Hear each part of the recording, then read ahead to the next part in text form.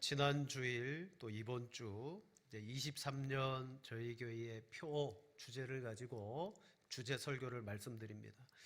풍성함을 누리는 성도, 생명을 살리는 교회입니다. 그리고 오늘 생명을 살리는 교회 뒤에 부제목을 이렇게 달아봤습니다. 우리는 이대로 괜찮은가? 여러분, 성도는 하나님의 풍성함을 누리는 자녀입니다. 풍성함을 누리기 위해서는 반드시 필요한 것이 있는데 그것은 우리 안에 생명이 있어야 돼요. 어떤 사람이 아주 엄청나게 큰 금액의 로또, 복권에 당첨되었습니다. 너무 기뻐서 몇 날 며칠 잠을 못 잤어요. 근데 어느 날 잠을 못 자서 그런가 막 속이 메스껍고 좋지 않았습니다. 병원에 가봤더니 큰 병원에 가라 그래서 큰 병원에 갔어요. 의사가 말하기를 이 병은 현대의학으로도 고칠 수가 없습니다. 아무리 돈이 많아도 이 병은 손을 쓸 수가 없습니다. 여러분, 그 사람은 돈을 많이 가지고 있습니다. 하지만 생명을 이제 잃어버리게 됨으로 말미암아 그 어떤 풍성함도 누릴 수가 없게 되는 것이죠. 성경에 이와 같은 비유가 있습니다. 어리석은 부자의 비유. 한 부자가 밭에서 소출을 풍성하게 거두었습니다. 보관해둘 곳간이 모자란 거예요. 그래서 이전에 헐고 작은 곳간을 다 부수어서 큰 곳간을 새로 지어야 되겠다. 그리고 거기에 물건을 쌓아두고 소출을 쌓아두어야 되겠다. 그걸 계획하고 생각만 해도 너무 흡족한 거예요. 그래서 이렇게 자기에게 말합니다.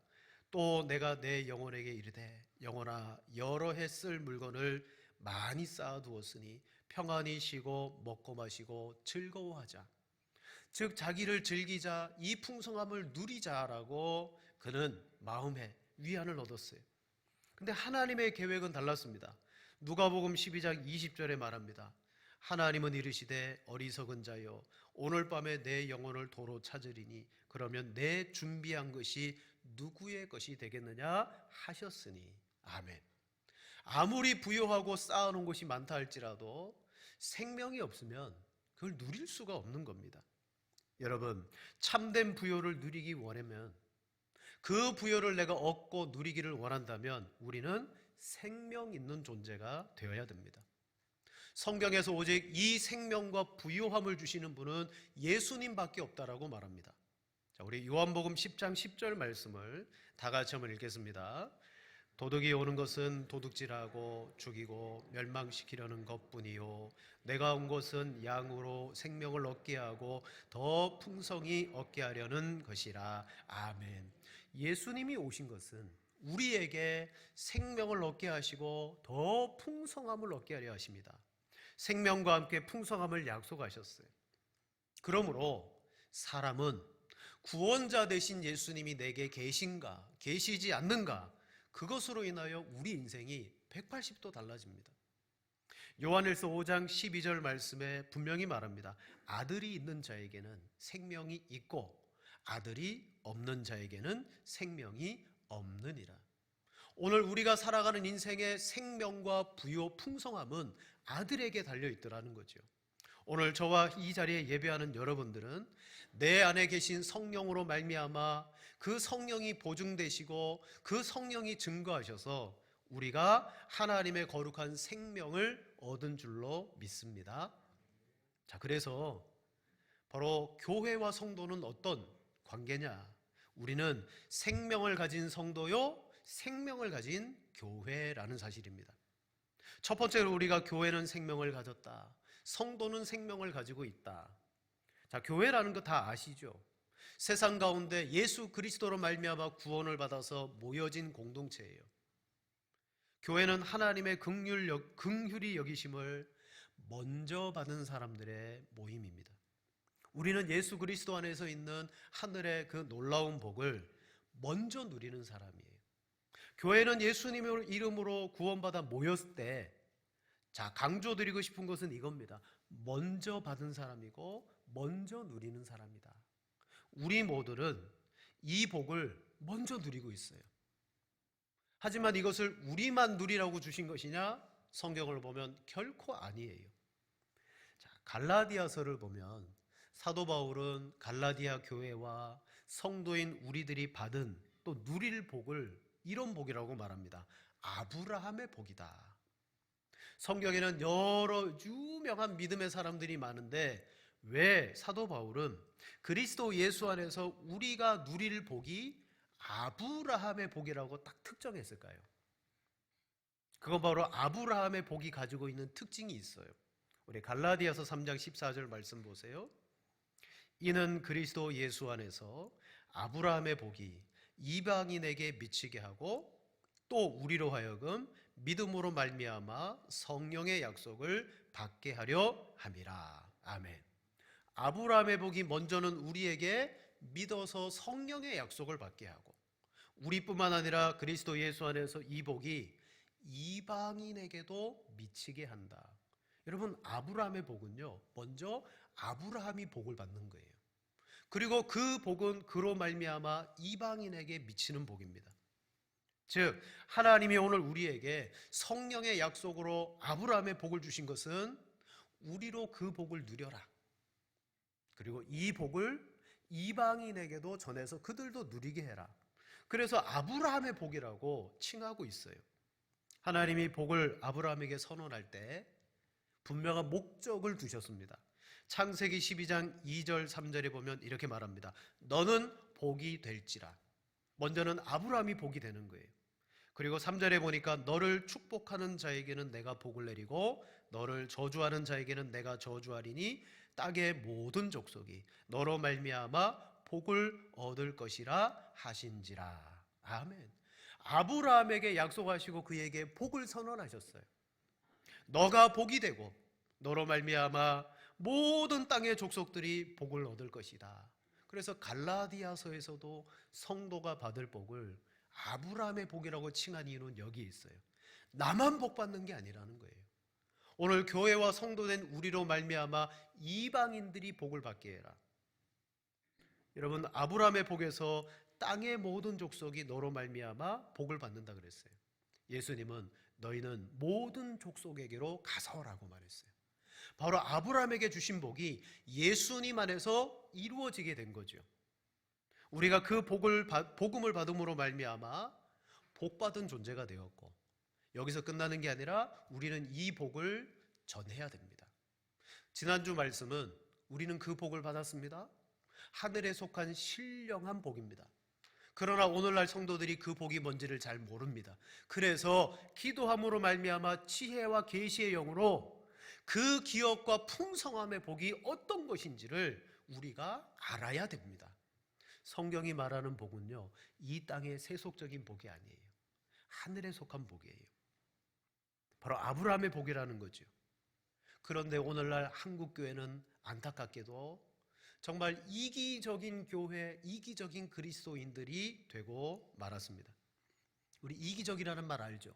다른 사람은 모르겠고 오직 자기 유익만을 생각하는 사람. 왜 이기적인 그리스도인입니까? 오직 내가 하나님께 복음으로 구원을 받았을 때 나밖에 없는 거예요.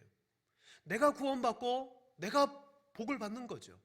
조금 더 나아가면 나와 함께하는 가족들이 복을 받는 것이 여러분 그게 내 신앙의 목적이라고 여길 때가 너무 많아요. 근데 그렇게 그 복의 범위를 내 가족으로만 한정시키는 게 아니라 복의 특징을 하늘에 속한 복으로 여기지 않고 이 세상의 돈과 세상에서 누리게 되는 것으로 착각해서 여러분 신앙을 땅의 것으로 만들어버리는 이기적인 그리스도인일 뿐만 아니라 그들은 혹 가짜 그리스도인이 될 수 있는 거예요. 왜? 성경이 말한 복과 신앙은 그게 아니었기 때문이죠. 여러분, 신앙에서 진짜와 가짜를 구별하는 아주 쉬운 방법이 있어요. 그건 바로 하나님이 주시는 고난과 핍박을 경험해 보면 압니다. 고난과 핍박은 우리가 가지고 있는 신앙이 진짜이냐 가짜이냐를 여러분 그때 알게 해줘요. 초대교회 때부터 많은 믿음의 교회와 성도들이 핍박의 시대에 오히려 순결했습니다. 신실했습니다. 핍박이 오면 올수록 성도들은요 더 기도하고 믿음을 지키고 신실했어요. 그런데 공식적으로 오늘 이 시대는 핍박이 없습니다. 우리에게 시련이 없습니다. 그러다 보니까 교회가 점점 어디를 닮아갑니까? 핍박을 안 받으니까 세상을 닮아가기 시작하는 거예요. 디모데후서 3장 1절에 너는 이것을 알라 말세에 고통하는 때가 이르리니.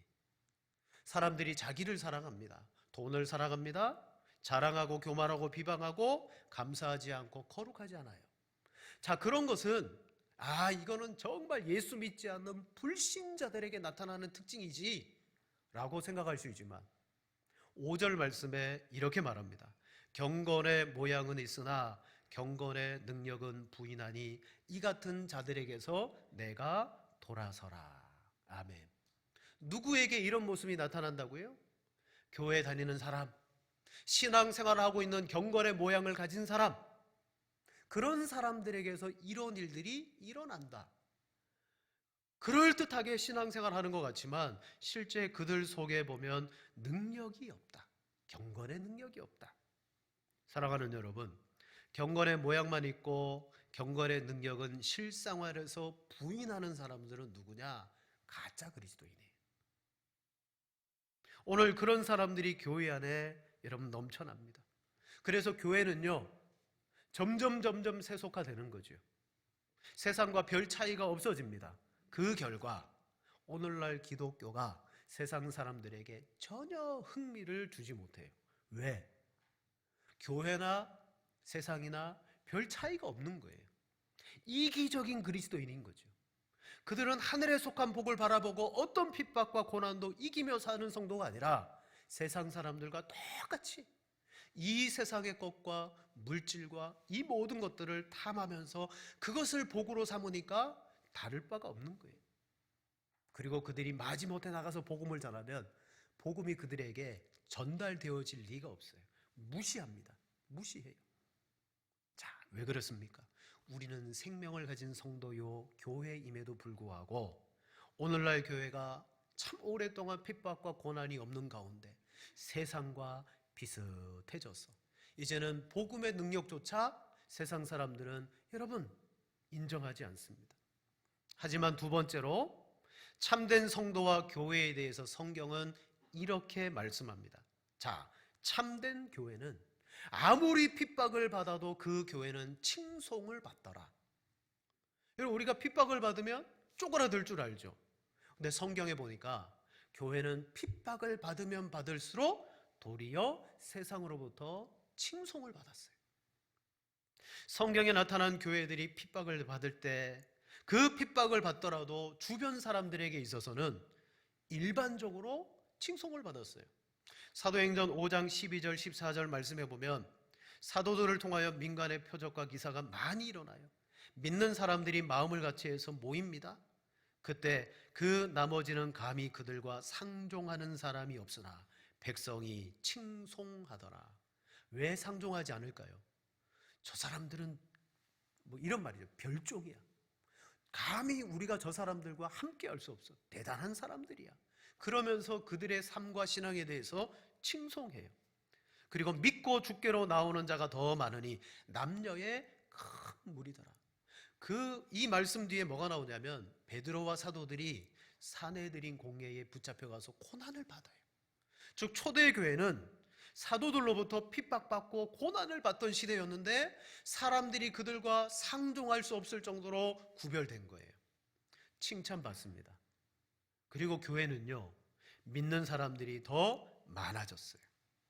핍박을 받는다 할지라도 칭송받는 교회, 주께 나오는 자가 더 많아지는 교회, 이게 진짜 하나님의 교회입니다. 그런데 우리는 핍박이 없습니다. 평안합니다. 그러면 교회는 더 힘쓰고 세워져야 되는데 현재 한국교회는 많은 사람들에게 인기도 없고 매력도 없어요. 예전에 아주 어려웠을 때는 야 어렵냐? 교회 가라 교회. 막 지식이 없고 배움의 길이 없으면 교회 가라 교회. 교회 가면 그 당시에는 정보도 있고요 배움도 있고요 또 교회 가면 먹을 것도 있고요 참 교회가 그랬어요. 그런데 모두가 다 잘 살고 평안해지면서 우리나라의 GDP가 쫙 올라가면서 이제는 교회가 전혀 매력이 없어졌어요. 왜 그럴까요? 성경은 또 참 생명을 가진 신자와 교회에 대해서 이렇게 말합니다. 사람들은 우리가 가지고 있는 소망에 대해서 자꾸 물어볼 거다. 그러면 너희는 그들이 물을 때를 대비해서 그것을 대답할 준비를 항상 하고 있어라. 왜 그럴까요? 핍박을 받고 있는데 그리스도인들의 삶이 그들 보기에 너무 신기한 거예요. 어떻게 저렇게 살아가지? 존경스러워요. 그래서 성도와 교회들에 대해서 가서 물어봅니다. 어떻게 그렇게 살아갑니까? 그때 우리는 우리 안에 계신 예수 그리스도의 소망을 그들에게 복음으로 전하는 거예요. 아, 그렇군요. 사람들이 우리의 삶과 복음 전함을 듣고 성령의 은혜로 감동되어 여러분 믿는 자가 더해지는 거예요. 성경은요, 믿는 사람이 있으면 그 주변의 사람들이 내가 어떻게 살아가는가를 보고 나의 말을 보고 열매를 보고 소망의 이유를 분명히 묻는다 그랬어요. 여러분, 혹시 여러분들 주변에 여러분 통해 갖고 여러분의 믿음의 삶 때문에 영향력을 끼쳐서 주변의 사람들이 여러분에게 물어보는 분들 계시나요? 성경은 분명히 그렇게 물어본다 그랬어요. 자, 우리 베드로전서 3장 15절 말씀 함께 읽겠습니다. 너희 마음에 그리스도를 주로 삼아 묻는 자에게 온유와 두려움으로 하고. 아멘. 분명히 교회와 성도들에게는 주변에 있는 사람들이 와서 우리 안에 있는 소망에 대해서 물어볼 거다. 안 물어봐요. 한국 교회와 성도들에게 안 물어봐요. 이런 일이 일어나기는커녕 오히려 사람들에게 손가락질을 받고 있습니다. 여러분, 우리가 전도의 열정이 부족한 건 맞고 전도의 도구나 어떤 전도의 기술들이 부족한 것이 맞습니다. 그러나 그 이전에 교회가 건강하지 못해서 그래요. 교회가 성경적으로 건강해야 되는데 건강하지 못해요. 건강하지 못하면 어떻게 되겠습니까? 인간적으로 추한 모습이 교회 안에서 나타날 수밖에 없어요. 그러니 복음을 전할 수가 있습니까? 개인도 마찬가지입니다. 어떤 분은 올해 성경을 몇 독했다고 성경을 많이 읽습니다. 누가 봐도 기도를 많이 합니다. 정말 기도 많이 합니다. 그런데 성도들과 이웃들과의 관계를 보면 참 아름다운 관계를 맺지 못해요. 왜 기도도 많이 하고 성경도 많이 읽고 직분도 가졌는데 공통적으로 왜 저분은 저럴까? 여러분, 개인적으로도 신앙이 건강하지 못해서 그래요. 정말 신앙이 건강하다면 사람들이 우리에게 묻습니다. 소망, 어떻게 그렇게 살아가시냐고. 여러분, 성도는 하나님의 자녀가 누릴 수 있는 하늘의 신령한 복을 받은 생명을 가진 존재입니다. 그런데 어느 날 우리는 편안해지고 핍박과 고난이 없어지면서 서서히 하늘의 그 복을 땅의 복으로 이해하기 시작했고, 이 땅의 것을 추구하면서 세상 사람들과 별반 다를 바 없는, 그래서 나중에는 결국 이 복음이 전해지지 않는, 왜? 그들이 우리의 삶을 보니까 복음의 삶이 나타나지 않는 거예요. 전해질 수가 없어요. 개인으로도 건강하지 않을 뿐만 아니라 교회적으로도 여러분 건강하지 않게 되었습니다. 창세기 26장에 아브라함이 죽고 그 아들 이삭이 언약의 이제 대표자가 되었습니다. 그가 그랄 땅에 거주하고 있을 때에 흉년이 들었습니다. 흉년은 먹고 사는 문제, 땅의 문제죠. 고난이고 핍박입니다. 그때 이삭은 먹고 살기 위해서 애굽에 내려가려고 하는 마음을 품었어요. 애굽에는 땅에 풍성함이 있으니까.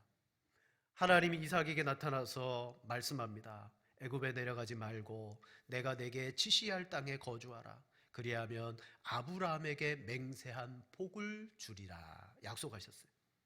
자, 이삭은 눈에 보이는 풍요를 쫓아가지 않고 보이지 않는 하나님의 약속을 붙들고 그 그랄 땅에 머물렀습니다. 그랬더니 그 해에 농사를 지었는데 100배나 얻었고 하나님께서 복을 주셔서 창대하고 왕성하게 돼요. 성경의 표현에 의하면 거부가 되었더라라고 말해요. 여러분, 이게 거부가 되었다라는 것이 중요하지 않습니다? 그가 그 땅의 것으로, 물론 하나님 주신 복입니다. 거부가 되었습니다. 근데 그 이후에 어떤 일이 벌어집니까? 그랄의 목자들이 이삭을 시기해서 우물을 흙으로 메우기 시작해요. 우물을 파면 그 우물을 빼앗아 갑니다. 그때마다 이삭은 화를 내지 않고 싸우지 않고 온유함으로 그들을 대합니다. 빼앗기면 빼앗기고 시기하면 시기를 당하고, 너무나 많이 우물을 파고 빼앗겼어요. 우물은 생명과 같은 건데. 근데 어느 날 우물을 팠습니다. 그랄의 목자들이 우물을 빼앗아 가지 않아요. 그래서 이삭은 그 우물을 르호봇이다 라고 정했어요. 싸움이 멈춘 거예요. 그리고 나서 어떤 일이 일어난지 아십니까? 그랄의 왕인 아비멜렉이 군대 장관과 친구를 데리고 와서 이삭, 우리와 계약을 맺자 그래요. 그가 이렇게 말합니다.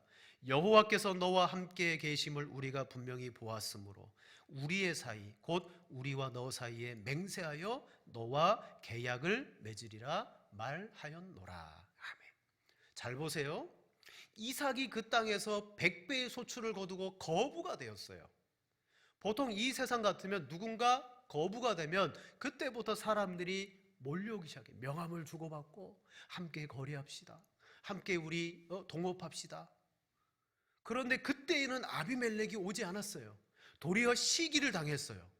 그 시기와 많은 갖은 핍박과 고난 속에 온유함으로 계속 대하고 난 뒤에야 비로소 아비멜렉이 왔어요. 뭐라고 말합니까?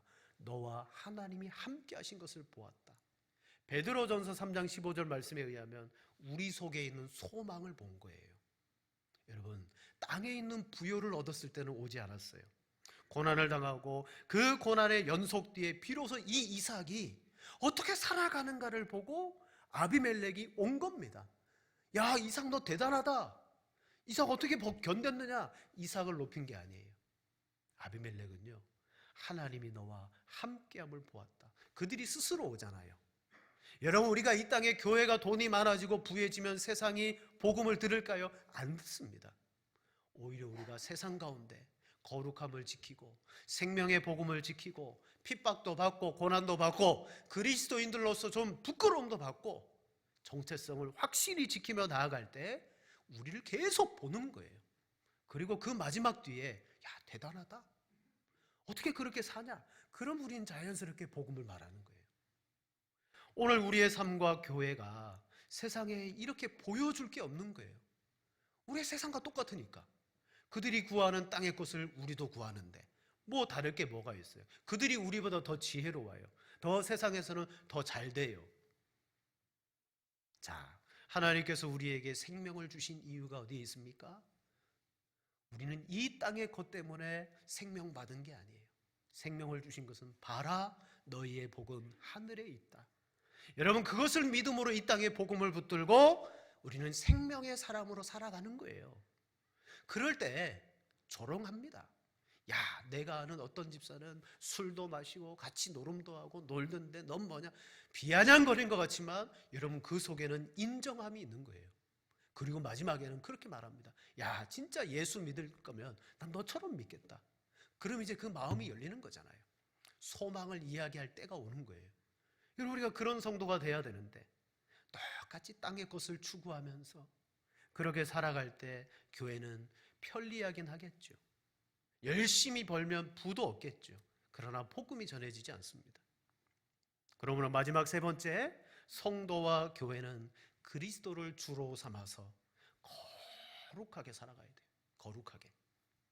성도는 예수님을 믿고 따르는 사람입니다. 우리는 오직 사람들의 의견이나 무슨 학설을 쫓아가는 그런 사람들이 아닙니다. 주님이 우리에게 주신 복음을 따라서 가는 거예요. 그런데 복음을 따라서 사는 삶은 편리함을 쫓아가는 삶이 결코 아니에요. 여러분, 혹시 신앙생활 하면서 나 좀 편하게 신앙생활을 해야 되겠다라고 막 마음이 드십니까? 여러분, 그거 물리치셔야 돼요. 복음이 우리 안에 들어온 순간 우리는 편한 신앙생활을 할 수가 없습니다.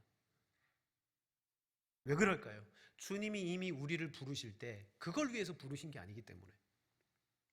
여러분, 성도가 되어진 순간부터 우리에게는 그리스도인의 길과 세상 사람들의 길 사이에 항상 투쟁이 있어요.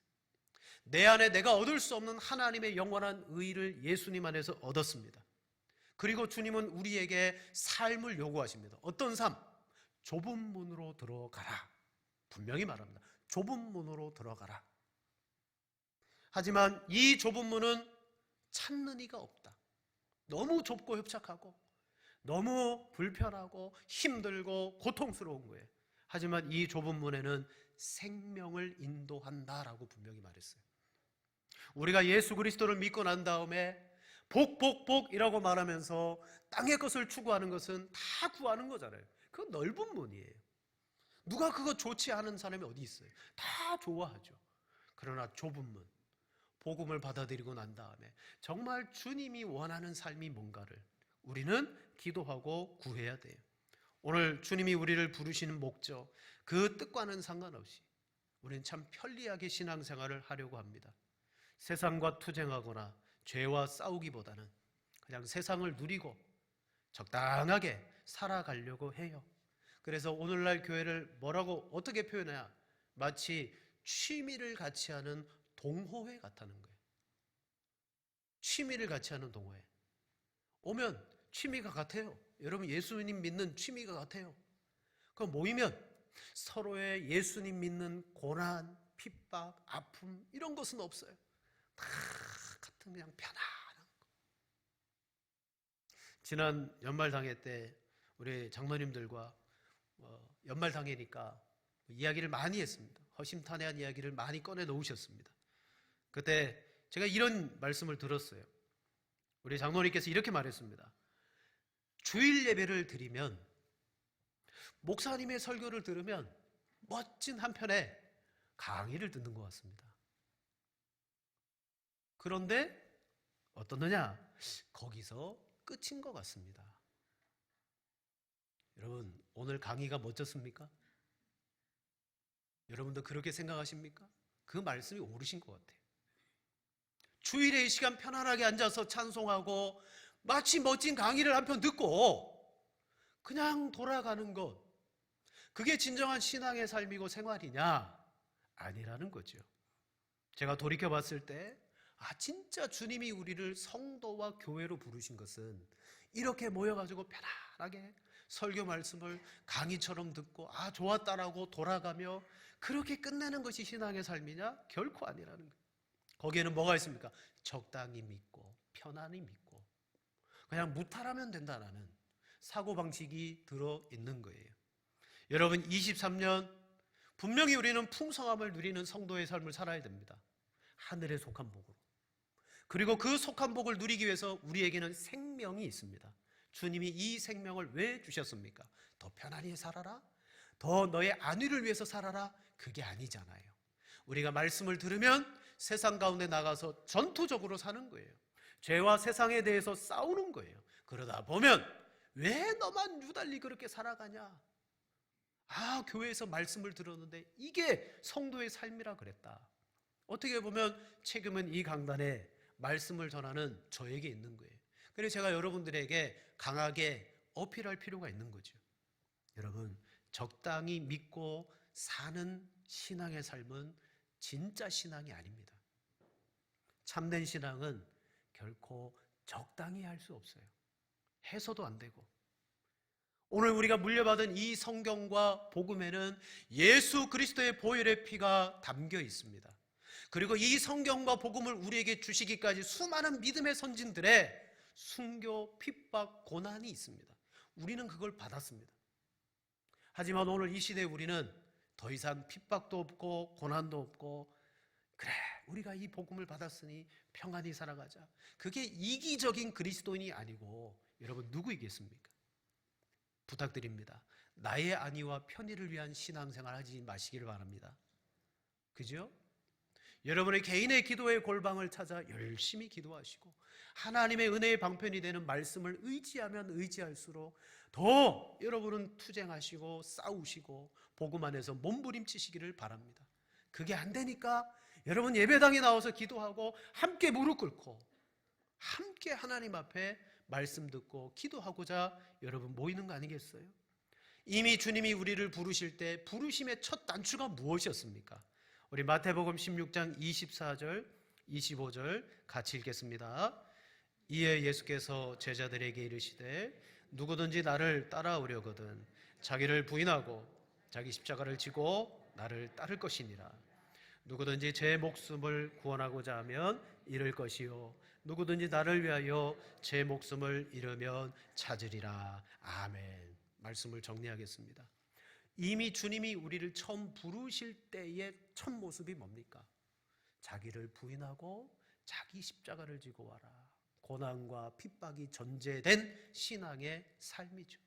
그러나 우리는 예수 그리스도를 믿으면서 풍요로운 풍성함은 누리기를 원하지만 고난과 핍박은 싫습니다라고 말해요. 고난과 어려움 우리에게 꼭 필요할 것. 그리고 주님은 우리에게 이렇게 말합니다. 거룩해라. 거룩은 기도를 많이 하고 성경을 많이 보고 두꺼운 성경을 옆구리에 끼고 예배당 가는 거, 그게 거룩이 아니라 거룩은요 구별됨입니다. 여러분 구별되셔야 됩니다. 오늘 이 예배를 드리고 세상에 나가서 삶이 구별되셔야 됩니다. 성전의 기물과 우리 집에 있는 주방의 기물은 엄연히 달라요. 성전의 기물은 구별된 거예요.